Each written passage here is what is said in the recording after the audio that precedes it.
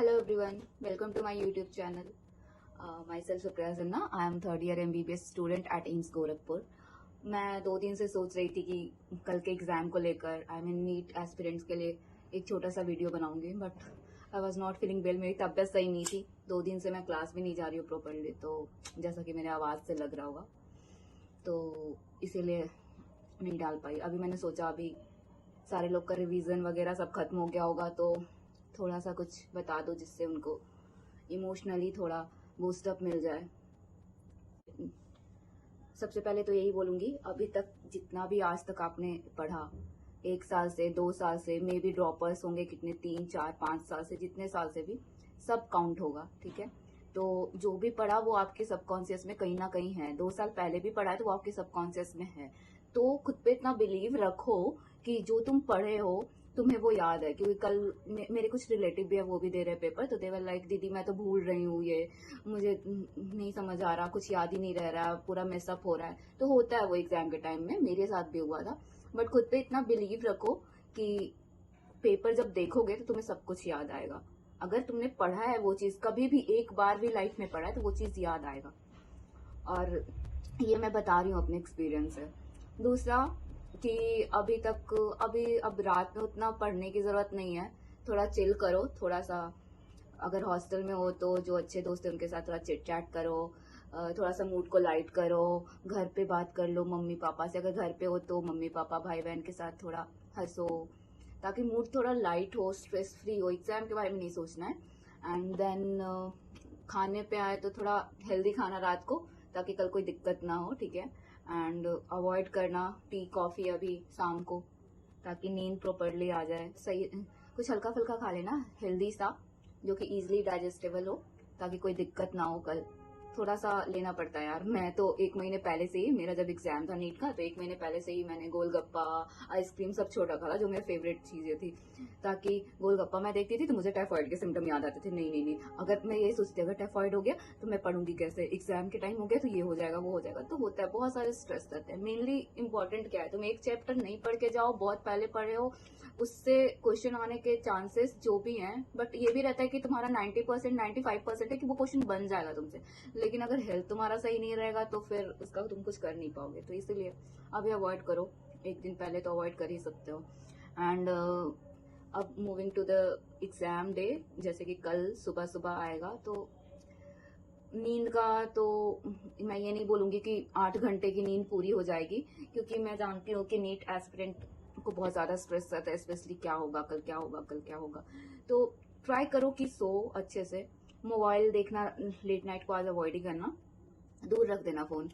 और फिर सोने की कोशिश करना, देखना अच्छी सी नींद हो पाए तो ठीक है.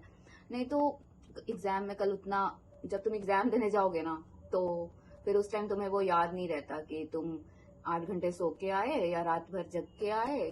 क्योंकि जिस लेवल का तुम्हारा डेडिकेशन है ना उस गोल को लेकर, जितना हाई लेवल का डेडिकेशन होगा, उस एग्जाम में तुम बैठोगे ना, उतना ज्यादा तुम फोकस रहोगे. इवन तुम खाकर भी नहीं जाओगे. मैं बस बता रही हूँ, ऐसे खाकर जाना, मैं अपना बता रही हूँ. मेरी तबियत बिगड़ी हुई थी एग्जाम के दिन सुबह सुबह, लेकिन फिर भी मुझे होश नहीं था कि मैंने पानी पिया है कि नहीं, खाना खाया है कि नहीं, and all.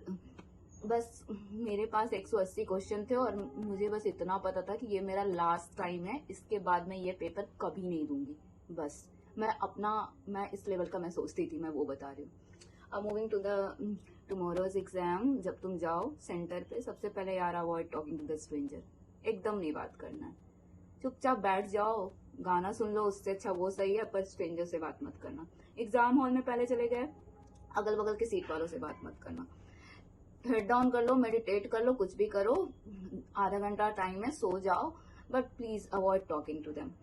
Okay, and then moving to the next, जब क्वेश्चन पेपर मिला तो पहले तो ओवरऑल क्वेश्चन सारे सब्जेक्ट्स के एक बार देख लेना है, 2-3 मिनट में थोरली, जितना भी हो देख पाओ.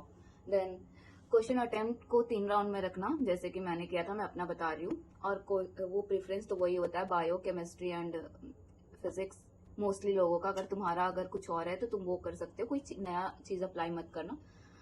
अगर तुम फिजिक्स पहले सॉल्व करते हो तो वही सॉल्व करो, सबका अपना अपना प्रेफरेंस होता है. तो मोस्टली जो फॉलो करते हैं, मैंने जो फॉलो किया मैं वो बता रही हूँ. Then first round of question में तुम जाना कि जो भी इजी टू टिक है तुम देखे, अच्छा इसका तो यही आंसर होगा, जस्ट 1 सेकेंड में टिक लगा के निकल लिए। वैसे होंगे बायो में 15 to 20 क्वेश्चन वैसे बन जाएंगे तुम्हारे। Next moving to the chemistry, वैसे 10 क्वेश्चन मिनिमम होंगे। फिजिक्स में भी वैसे होते हैं 8 या 10 क्वेश्चन, तो टोटल 30 to 40 या ज्यादा हुआ तो 50 तक भी तुम्हारा बन जाएगा ऐसे। रिमेनिंग 130 सेकेंड राउंड में जाना, जो भी क्वेश्चन है कि हाँ थोड़ा लेंदी है, अच्छा इसको पढ़ के अच्छे से समझ के बनाना है, वो बनाना आता है बट समझना पड़ेगा, थोड़ा टाइम लगेगा, तो उस पर थोड़ा सा टाइम दो और बनाना। बहुत टाइम देने का मतलब ये नहीं कि एकदम स्टक ही हो गया उसमें। हाँ तुम एक और चीज बताऊंगी, तुम्हारे पास ऐसा भी मोमेंट आएगा कि कंटिन्यू तुमसे 1 2 3 4 5 5 6 क्वेश्चन नहीं बनेंगे, तो प्लीज पैनिक मत करना। एग्जाम हॉल में जब तक तुम OMR फिल करके उसको सबमिट करके निकल ना जाओ, प्लीज पैनिक मत करना। अगर एक क्वेश्चन नहीं आ रहा है, 2 क्वेश्चन नहीं आ रहा है, 10 क्वेश्चन नहीं आ रहा, पैनिक मत करना, उसको स्किप करो, मूव। अगर OMR में एक गलती हो गया, पैनिक मत करना। या मैं तो पहले बोलूंगी कि एकदम OMR आराम से फिल करना, लेकिन अगर गलती हो भी गई एक, तो प्लीज डोंट पैनिक, ओके। और उसके बाद फिर सेकेंड राउंड का जब तुम क्वेश्चन सॉल्व करोगे, जो भी लेंदी क्वेश्चन था उसको सॉल्व करना। उसमें थोड़ा टाइम, वो वही वाला सेकंड फेज ही है जो थोड़ा टाइम कंज्यूमिंग है बहुत ज्यादा।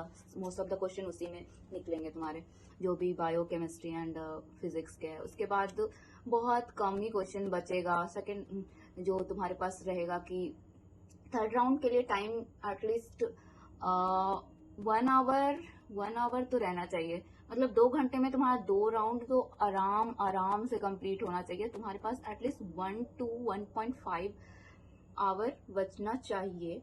या फिर अगर बहुत कम क्वेश्चन बचा है, जैसे कि तुम्हारा अगर बहुत 5 बायो में बचे हैं, 5 केमिस्ट्री में एंड 5 उधर फिजिक्स में, तो उसमें तो बहुत कम टाइम बचेगा, 30 मिनट इज इनफ। लेकिन हाँ मेरे पास एग्जाम में बहुत ज्यादा टाइम बच गया था, मेरे पास 30-40 मिनट्स बच गया था, और मेरे पास क्वेश्चन बहुत कम थे, वो थे जो मुझे बिल्कुल आते नहीं थे, बट समहाउ 3-4 क्वेश्चन था वैसा।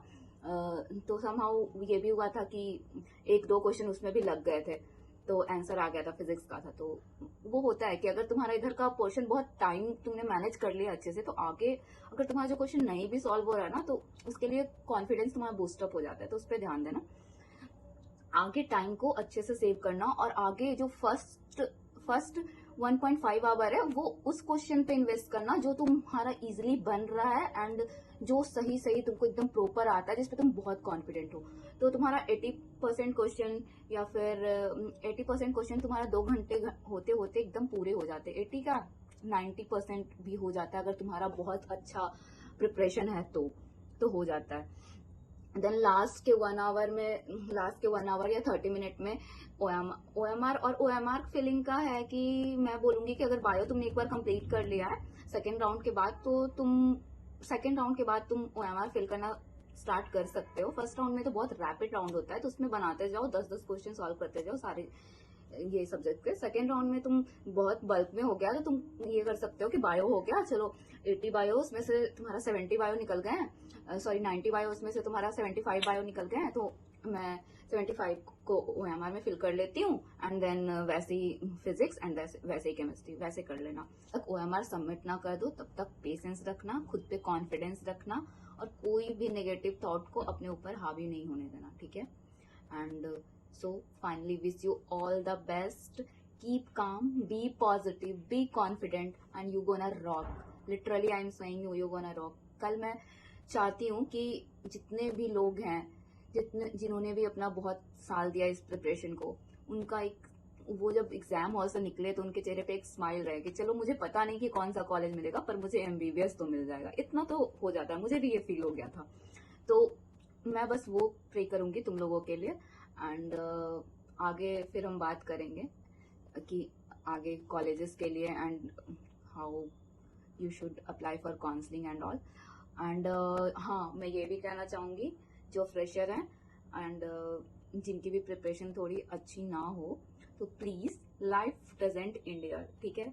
मोस्ट इम्पॉर्टेंट थिंग है तुम्हारा लाइफ, और अगर आगे तुम्हें अपने सपने सच करने हैं तो तुम्हें अपने लाइफ को बचा कर रखना पड़ेगा। सेव करो यार खुद को, ठीक है, खुश रहो। एक एग्जाम से पूरी जिंदगी खत्म नहीं होती, मैं भी एक टॉपर हूँ, ठीक है।